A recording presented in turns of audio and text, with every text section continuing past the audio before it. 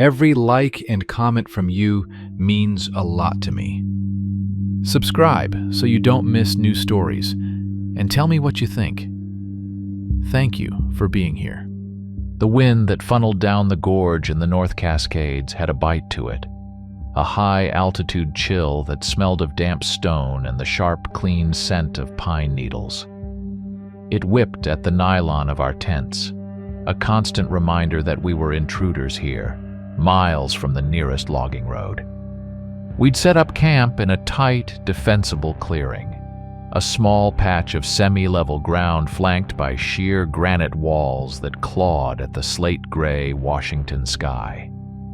Our fire pit was the only point of warmth in a world of cold rock and deep shadow. I stood before the reason we were here, a dark maw in the mountainside half hidden by a tangle of ancient fallen Douglas firs. The entrance to the cave. It wasn't a natural opening, not entirely. While erosion had done its part, the lines were too clean, the arch too perfect. It was a doorway, not a fissure, its geometry subtly but profoundly wrong. It felt less like a feature of the landscape and more like a wound cut into it. "Thad, come look at this." Lorna Pike's voice cut through the wind. She was crouched near the right side of the entrance, her headlamp a focused beam against the darkening rock. I picked my way over the slick, moss-covered boulders. Lorna was our linguistics expert, a woman who could coax stories from silent stone. She pointed a gloved finger at the wall. Carved into the granite were petroglyphs, but unlike any I'd ever seen. They weren't the crude, pecked-out figures of the local Salish tribes. These were lines of impossible thinness and precision, patterns that spiraled and intersected with a kind of mathematical grace. It looked less like they were carved with a primitive tool and more like they'd been etched with a scalpel. "No tool marks," she murmured, her breath fogging in the cold. "No chips, no inconsistencies. It's like the rock was just persuaded to part." An hour later, we were inside. The air grew still and heavy, the scent of the forest replaced by a dry, mineral dustiness that coated the back of my throat. The beams of our headlamps sliced through the absolute black, dancing across the cavern walls. And on those walls were the frescoes. They were staggering. Figures 10 feet tall with broad shoulders and powerful limbs were depicted in vivid pigments. They weren't quite human, their features broader, their bodies covered in what looked like thick coats of hair. Sasquatch, the local legends called them, and they were locked in a desperate, brutal war against hordes of slavering, wolf-like beasts. These weren't ordinary wolves. They were impossibly lean, with elongated limbs and jaws that seemed to unhinge. The artists had captured their terrifying speed and ferocity in every line. "My God," Quentin Sipes breathed, his voice echoing in the vast space. He ran a hand along the wall, his touch almost a caress. Quentin was a brilliant geochemist, but his brilliance was shadowed by a ravenous ambition. I saw it in his eyes now, the feverish gleam of a man who just found his ticket to immortality. "Thaddeus, look at the pigments. They're organic, a protein-based binder. But there's zero degradation. Zero. This should be faded dust, but it looks like it was painted last week." That was the crux of our problem. The frescoes depicted a prehistoric megafauna war, yet the materials seemed modern. We'd brought a portable carbon dating kit, but the results were a mess. The samples from the pigments gave us readings of less than 500 years. The microscopic lichens growing over them read at 10,000. The rock itself was millions of years old. "It's impossible," Lorna said, shaking her head. "The data is contradictory. It's almost as if time itself is warped in this place." As Quentin and Lorna debated the temporal paradox, my light fell on the cavern floor. There, pressed into a patch of calcified mud, was a footprint. It was shaped like a human's, but was a good 18 inches long and significantly wider at the ball. The arch was high and pronounced, built for bearing immense weight across uneven terrain. It was the footprint of one of the giants from the walls. I felt a shiver that had nothing to do with the cold. This wasn't just a gallery of ancient art. It was a history book, and the subjects might still be around. Back at camp, the mood had soured. The initial elation was replaced by a tense, argumentative energy. "We go back in tonight," Quentin insisted, stabbing a spoon into his dehydrated chili. "Full survey. We need to map the extent of the system before we report this. Claim it properly." "Absolutely not," I countered, my voice firm. "We don't know what's in there, Quentin. We follow protocol. We secure the site, document the entrance, and pull back to base camp to analyze the preliminary data." "Protocol?" He laughed, a sharp, ugly sound. "Protocol is for mediocre finds, Thad. This is the Rosetta Stone of North American anthropology. We can't just walk away." The argument was cut short by a sound, or rather a feeling. It started as a low thrumming in the soles of my boots, a vibration that worked its way up my spine. It was a deep, resonant frequency that made the water in our metal mugs tremble, creating tiny, concentric ripples on the surface. It wasn't geological. It felt organic, rhythmic. I slowly unzipped my tent flap and peered out. The moon had risen, casting the gorge in stark silver and black. And there, framed perfectly by the V of the canyon entrance, was a silhouette. It was immense, a towering shape of solid darkness that blocked out the stars. It was broader than a bear, taller than any man. It stood utterly still for a long moment, a silent, monolithic giant observing our tiny camp. Then, as silently as it appeared, it stepped back into the shadows and was gone. The silence that followed the giant's departure was heavier and more profound than any noise. The constant whisper of the wind seemed to have died, holding its breath. The chirping of crickets, the rustle of unseen things in the undergrowth, all of it had ceased. It was a dead, listening quiet, and the feeling of being watched was a physical pressure against my skin. No one slept that night. We sat by the dying embers of the fire, each of us lost in our own thoughts, occasionally glancing towards the mouth of the gorge, half expecting the silhouette to reappear. Morning came with a weak, watery light that did little to dispel the tension. It was Lorna who made the discovery.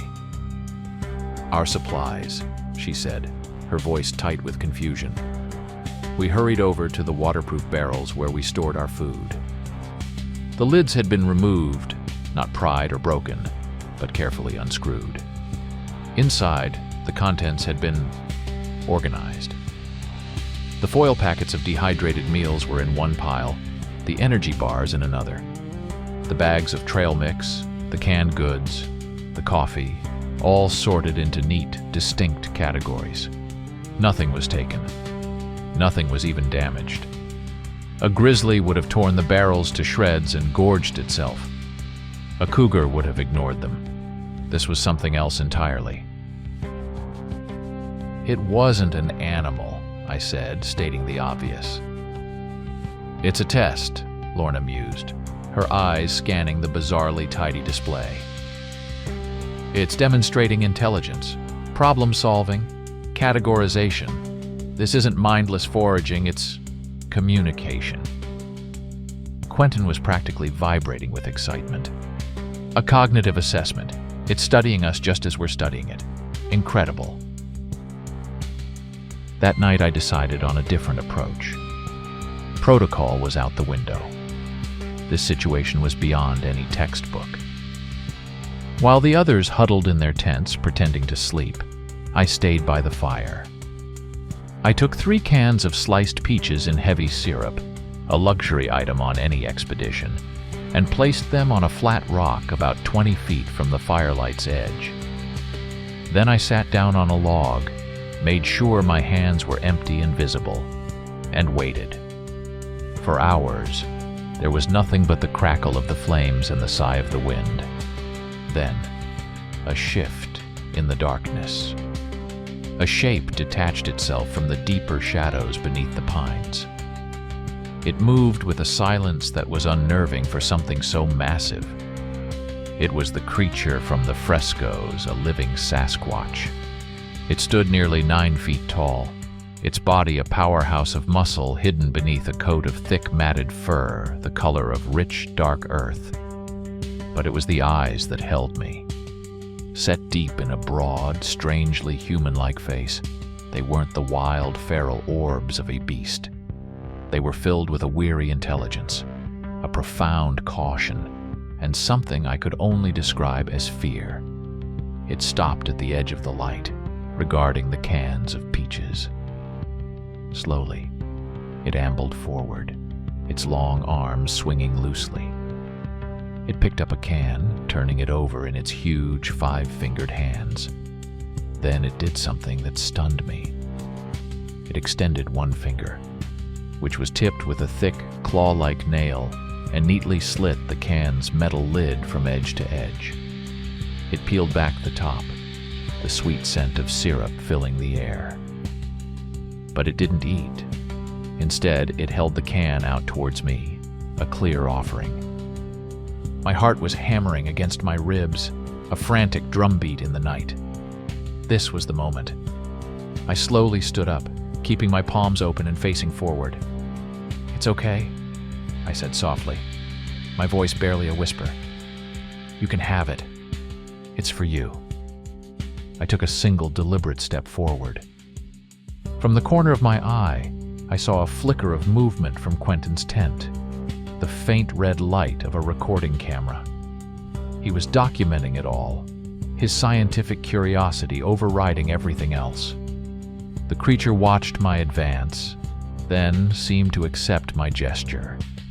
It made a low, complex sound in its throat, a rolling, guttural syllable. Coda. It sounded like a name.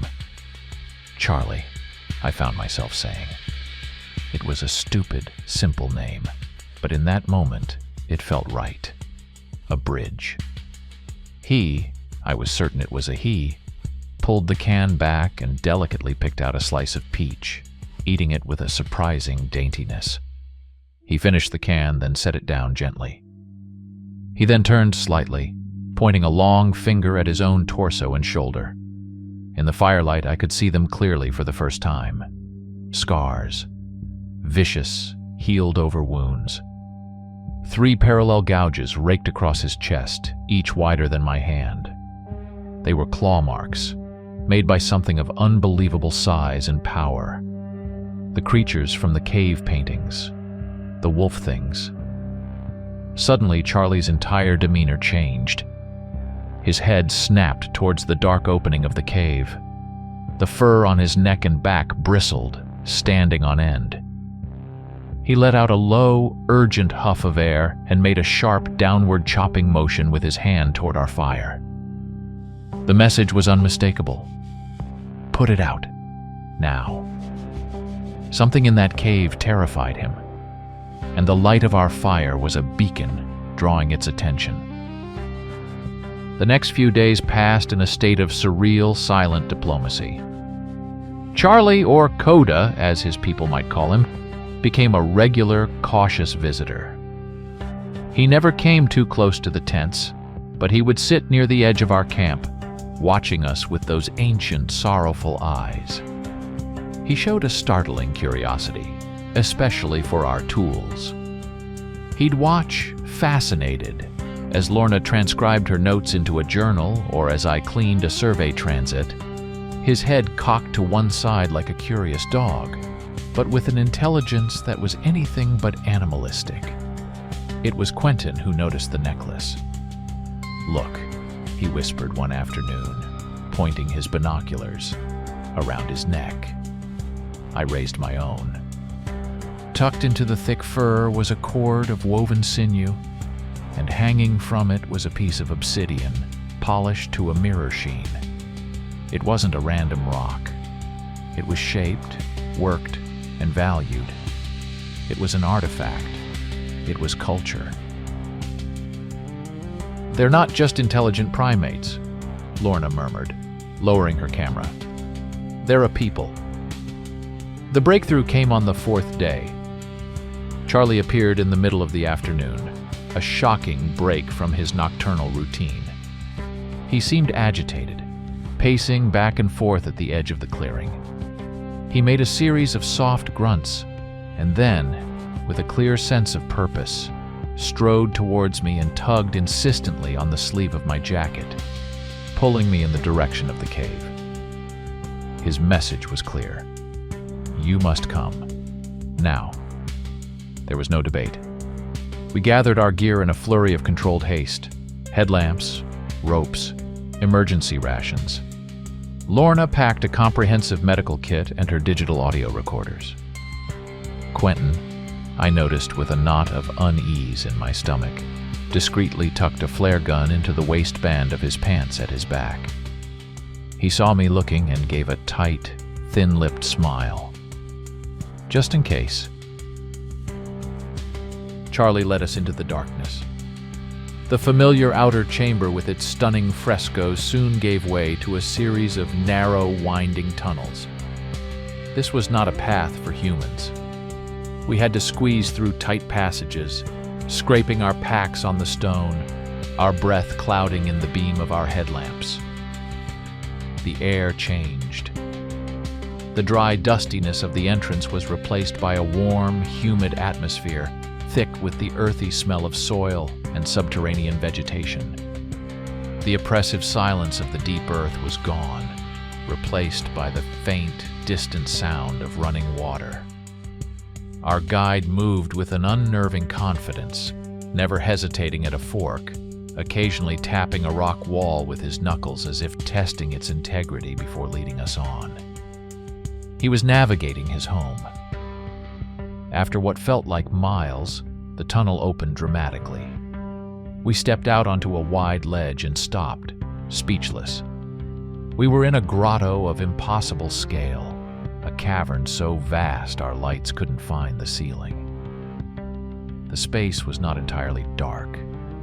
Growing in thick patches on the walls and floor were colossal mushrooms, their caps glowing with a soft, pulsating bioluminescence. They bathed the entire cavern in a gentle, ethereal purple light like a permanent twilight. But that wasn't the most breathtaking part. Ahead of us, the floor of the grotto dropped away into a massive underground valley. High above, a fissure in the cavern's ceiling, a colossal crack in the mountain itself, allowed a single, brilliant column of daylight to spear down from the surface world, illuminating the scene below. And in that shaft of light was a village. Dozens of low stone huts were built in a gentle curve along the bank of a subterranean river that snaked through the valley floor. The structures were simple but sturdy, built with an obvious understanding of acoustics and geology, nestled into the landscape rather than imposed upon it. It was a city hidden from the sun, a civilization thriving in the heart of the mountain. Our awe was shattered when figures emerged from the huts, dozens of them, Sasquatches like Charlie, males, females, and even small children, who clung to their mother's legs, staring up at us with wide, dark eyes. The males were armed. They held long, heavy spears tipped with sharpened flint, and their faces were not welcoming. In seconds, we were surrounded. They formed a silent, intimidating circle around our small group, their spears leveled, their expressions a mixture of fear and aggression. We had walked into the heart of their world, and we were not welcome. The air in the grotto grew thick with a tension so palpable I could taste it. a metallic tang of fear. The circle of stone-tipped spears tightened around us, the silent giants looming in the purple fungal glow. Quentin's hand twitched, drifting instinctively toward the flare gun hidden at his back. I shot out my own hand and clamped down on his wrist hard. "Don't," I hissed, my voice a low command. "Don't you dare." Charlie, our guide, stepped forward into the space between us and the armed warriors. He raised his hands, palms out, and began to speak. It wasn't language as we knew it, but a complex series of deep, resonant sounds from his chest, punctuated by sharp whistles and intricate hand gestures. He gestured at me, then at Lorna, then pointed up, toward the column of light from the surface, the world from which we'd come. He was explaining, pleading our case. An enormous Sasquatch, older than the rest, pushed through the line of warriors. His fur was streaked with gray, and a milky white cataract filmed one of his eyes. He had to be their chieftain. He moved with a slow, deliberate authority, stopping directly in front of Lorna. He was a foot taller than her, a mountain of muscle and fur. He reached out a huge, leathery hand, not in aggression, but with a hesitant curiosity. His finger, thick as a sausage, gently touched the lens of her glasses. He tapped the clear surface, a grunt of surprise rumbling in his chest at the strange, hard transparency. The tension broke. Like a switch being flipped, the spears were lowered. The chieftain gave a curt nod, and the circle of warriors relaxed, their hostile postures softening into wary curiosity. The immediate threat had passed. The women and children, however, kept their distance, peering at us smooth skins from behind the safety of the stone huts. Charlie led us to an open area near the riverbank, indicating that we could make our camp there. For the next several days, we lived in a state of anthropological ecstasy. We were observing a living, breathing culture that shouldn't exist, a missing link that wasn't missing at all, but merely hidden. It was the greatest ethnographic discovery in human history. Lorna was in her element, her notebooks filling with observations.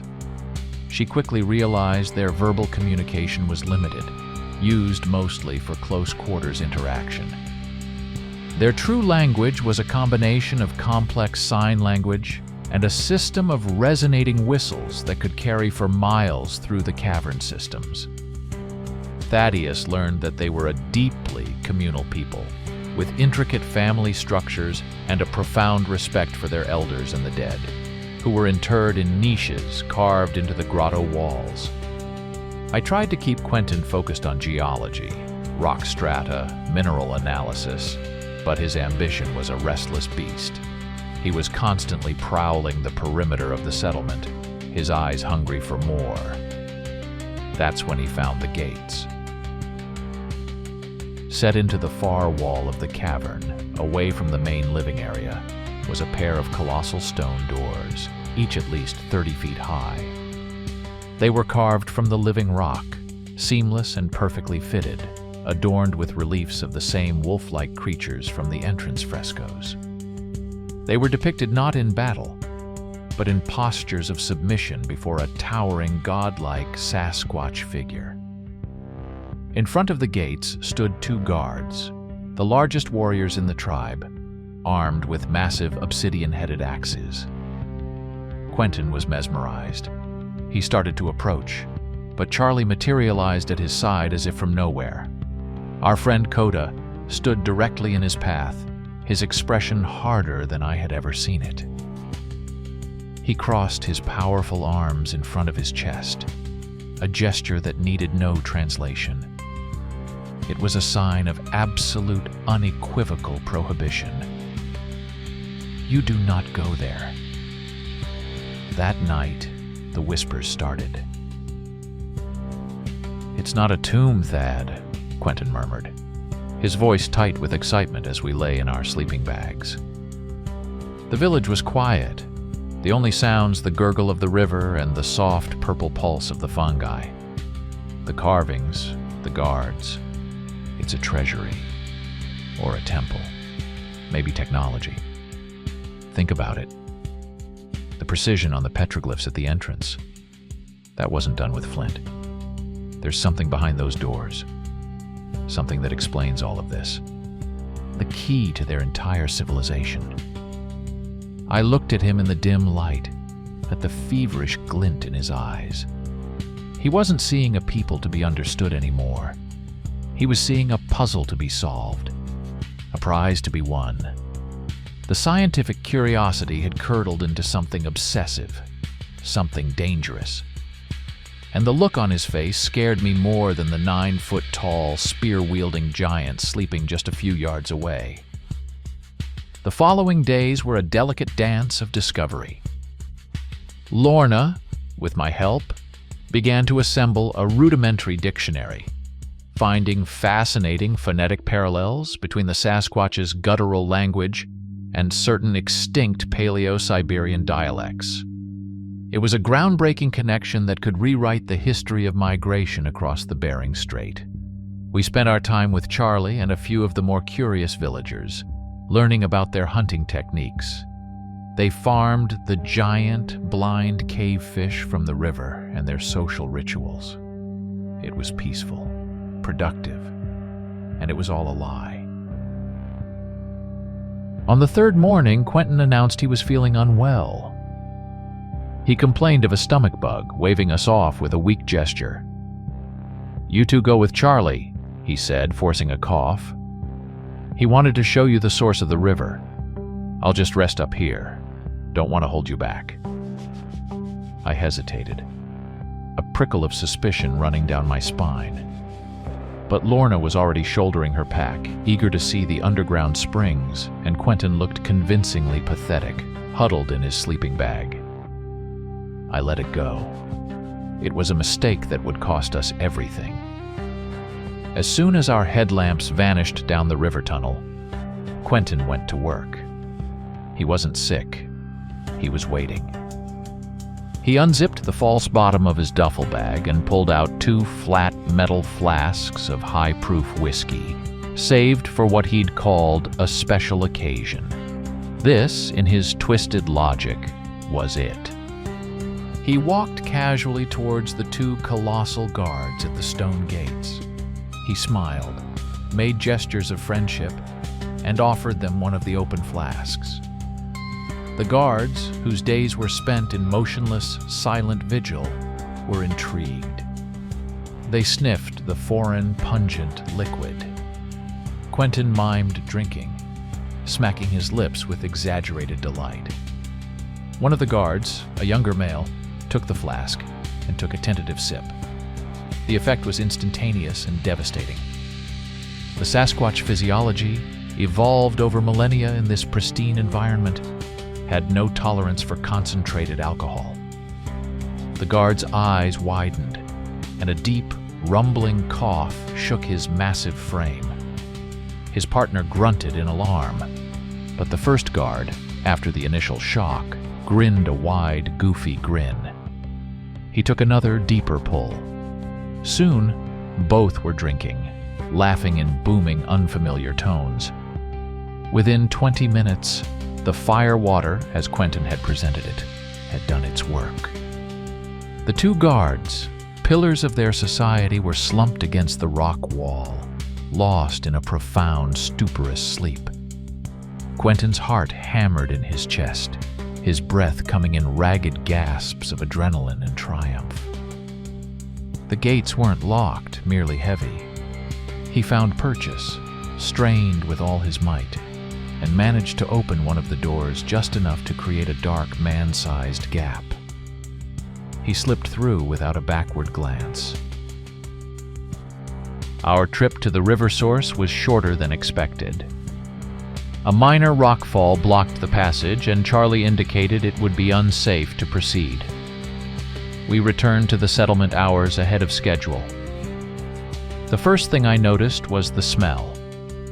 A faint, sweet, and utterly alien scent in the clean cavern air. Whiskey. Then I saw them. The two guards sprawled on the ground unconscious, and the dark, open slit in the stone gates. "Oh no," Lorna breathed, her hand flying to her mouth. A cold dread, sharp and suffocating, seized me. I knew, with absolute certainty, what had happened. "Quentin!" I yelled, my voice echoing uselessly in the vast chamber. Panic surged through me. If the chieftain found his sacred place violated, his guards incapacitated, we would be lucky if they only killed us. "Stay here. Try to wake them," I ordered Lorna, already sprinting towards the opening. "Pray nobody else sees this." I squeezed through the gap into a long, dark corridor beyond. My headlamp beam cut a frantic path through the blackness. The walls here were covered not with frescoes, but with deeply carved, horrific bas-reliefs. They showed the wolf creatures, the wargs, as I later learned they were called, not as enemies, but as sacrifices. They were depicted strapped to stone altars, their chests torn open by the Sasquatch priests, their hearts held aloft. It was a history of blood and ritual. At the end of the hall, I saw Quentin's light. He was standing at the entrance to another, even larger chamber, his silhouette framed against a vast, unnatural darkness. I caught up to him, grabbing his shoulder. "Quentin, what have you done? We have to get out of here now." He just stared forward, his face alight with a mad, ecstatic awe. "You don't understand, Thad," he whispered, his voice trembling. "It's not a temple. It's a prison." I followed Quentin's gaze into the vast chamber, and the air was stolen from my lungs. The beam from my headlamp felt pitifully small, swallowed by a space that defied comprehension. It was a hall of colossal proportions, the ceiling lost in an impenetrable blackness far above. And filling the hall, arranged in silent geometric rows, were pedestals of black stone. On each pedestal stood a statue. They were the wolf creatures from the frescoes, the wargs. Hundreds of them. Each one was frozen in a posture of terrifying aggression. Mid-lunge, jaws wide in a silent snarl, claws extended to rip and tear. The artistry was beyond anything I had ever witnessed. It wasn't an artist's impression of a monster. It was the monster itself, rendered in stone with a nightmarish, photorealistic detail. I could see the individual strands of coarse fur, the tension in the corded muscles beneath the skin, the vicious intelligence gleaming in their polished stone eyes. A profound cold emanated from the statues, a deep, unnatural chill that had nothing to do with the cave's ambient temperature. It sank into my bones, making my teeth ache. "We are leaving," I said, my voice a harsh whisper. "Right now, Quentin. This is wrong. All of this is wrong." "Wrong?" He turned to me, his eyes wild with discovery. "Thad, this is the greatest archaeological find in the history of the world. This is their mythology made real. They defeated their demons and immortalized them in stone. I need a sample. Just a small one. A piece of that claw." He stepped toward the nearest statue, a hulking beast frozen in the act of pouncing. He pulled a geologist's hammer from his belt. "Don't you touch that!" I lunged, grabbing his arm. "This is a sacred place. You've already desecrated it by coming in here." "Let go of me," he snarled, shoving me back. "You're too cautious. You'll let this slip through our fingers." He twisted away, and I grabbed for him again. We stumbled, a clumsy, desperate struggle in the oppressive silence of the hall. Our combined weight slammed into the pedestal of the nearest warg. For a heart-stopping moment, the 10-foot statue teetered on its base. Then, With a slow, grinding inevitability, it toppled forward. I braced for the thunderous crash of stone on stone. But that's not the sound that came. Instead, there was a wet, sickening crunch. A sound like a giant eggshell breaking, followed by the shattering of a thin, brittle carapace. The stone figure didn't just break, it fell apart. The outer layer of gray, carved rock crumbled away like dried mud, revealing what lay beneath. It wasn't stone. It was black, leathery hide, slick with some kind of viscous fluid. Beneath the hide, thick purple veins pulsed with a slow, awakening rhythm. We hadn't knocked over a statue. We had broken a cocoon. On the floor, amidst the debris of its stone shell, the creature stirred. Its limbs, folded for centuries, began to unfold with a series of soft, popping noises. Its ribcage, which had been still as granite moments before, expanded violently, drawing in its first breath of ancient, stale air with a dry, rasping hiss. We had not discovered a gallery of statues. We had found a hall full of sleeping monsters, and we had just rung the dinner bell. The creature on the floor lifted its head, and two eyes snapped open. They were not the dead, polished orbs of a statue. They were blazing yellow discs that burned with a malevolent, phosphorescent light.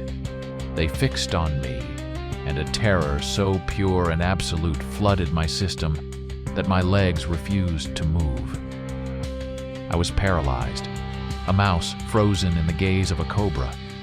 It opened its long, fanged snout, and a sound tore from its throat. It wasn't a growl or a roar. It was a high-frequency shriek, a blade of sound that seemed to vibrate the very air in the hall. It assaulted my ears, creating a nauseating pressure inside my skull. That shriek was a key, a signal, a resonance. Across the immense hall it was answered.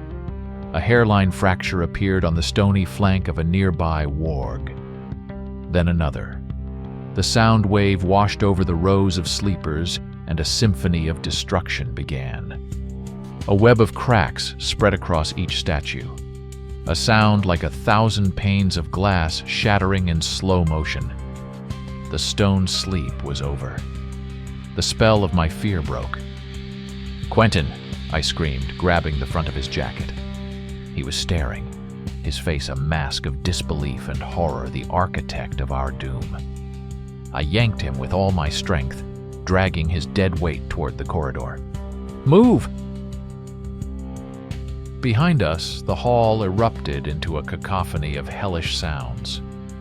The splintering of stone shells, the wet tearing of preserved flesh, and the rising, multi-toned shriek of 100 waking nightmares. Pieces of the stone cocoons rained down on the floor as more and more wargs clawed their way into the world after centuries of slumber. We burst out of the gates and into the main grotto. The scene in the Sasquatch village was one of pure chaos. The chieftain was roaring orders, the warriors scrambling to form a defensive line, their stone-tipped spears looking like children's toys against the coming threat. The women and children were screaming, retreating into their huts. Charlie saw us. He ran towards us, his face a contortion of betrayal and horror as his eyes flicked from our panicked faces to the open, desecrated gates. There was no time for apologies, no time for explanations. The first of the wargs shot out from the darkness of the temple corridor. It wasn't running. It was a black, fluid blur of motion, unnaturally fast. It moved with a predator's grace that defied its size, its long claws leaving faint trails in the humid air. The Sasquatch warriors braced, a wall of fur and muscle. The warg hit their line like a cannonball, and the battle began. The Sasquatches were immensely strong, but their spears shattered against the warg's tough hide. The creature was a whirlwind of claws and fangs, tearing through their defense with horrifying ease. Another warg emerged, then two more, their yellow eyes glowing like hellish lanterns in the gloom. One of them broke from the main fray, its gaze locking onto Lorna, who was trying to pull a terrified Sasquatch child to safety. The beast launched itself into a terrifying leap, covering 20 feet in a single bound. There was no choice. I ripped the flare gun from Quentin's waistband, aimed, and pulled the trigger. The pop of the firing mechanism was pathetically small in the cavern, but the brilliant red flare struck the warg square in the chest. It howled in pain and fury, staggering back as the burning magnesium seared its flesh. It bought us a few precious seconds, but it was far from dead. The nightmare we had unleashed was just beginning. The report of the flare gun echoed through the grotto like a thunderclap, a sound alien to this subterranean world. The warg, with the flare still sputtering against its chest, shrieked a sound of pure agony and rage. The burning projectile had hurt it, slowed it, but hadn't stopped it. Coming to his senses with a jolt, Quentin scrambled back to our camp supplies, ripping open a duffel bag.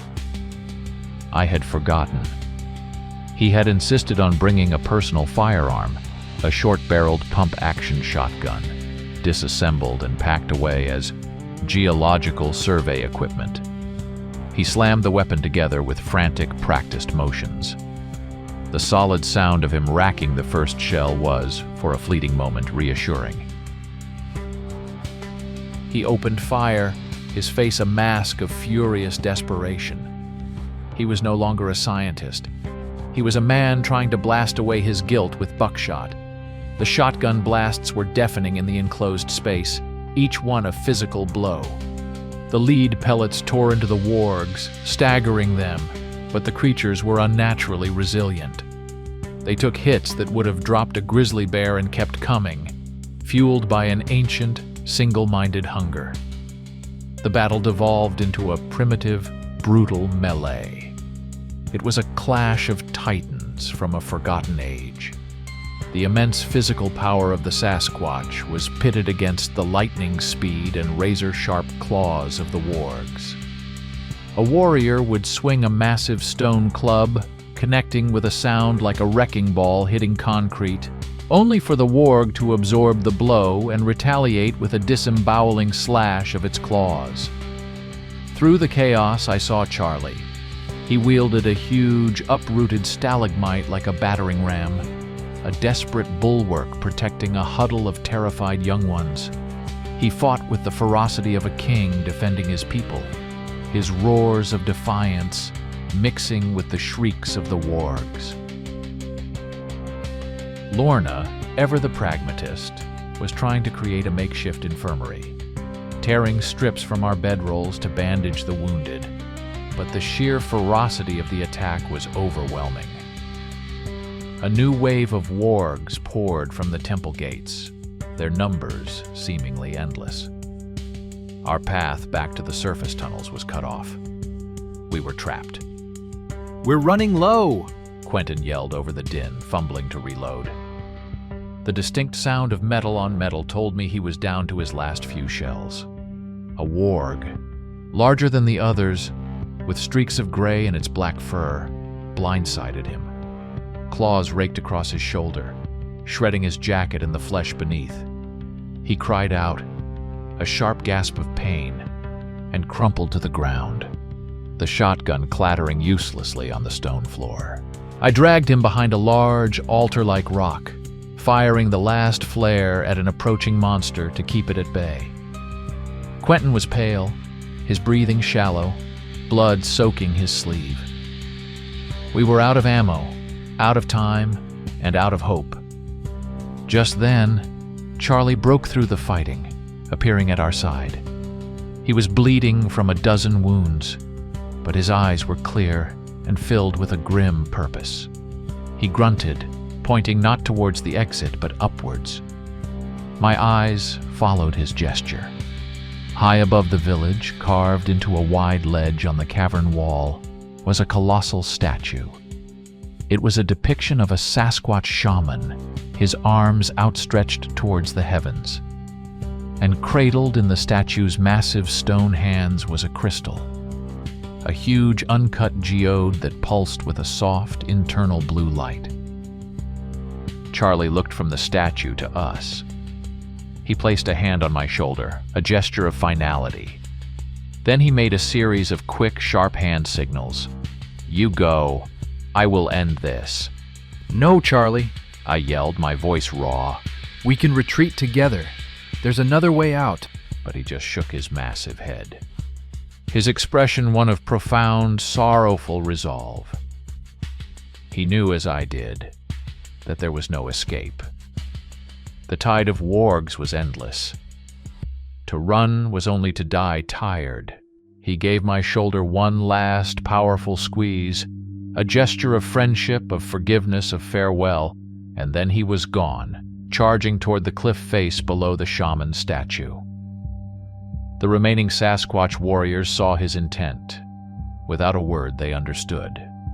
They abandoned their individual fights and formed a living, moving wall around him, a phalanx of desperate courage. They became a shield, absorbing the attacks of the wargs, buying their champion the seconds he needed. They died so he could climb. We have to move, Lorna screamed, pulling at my arm.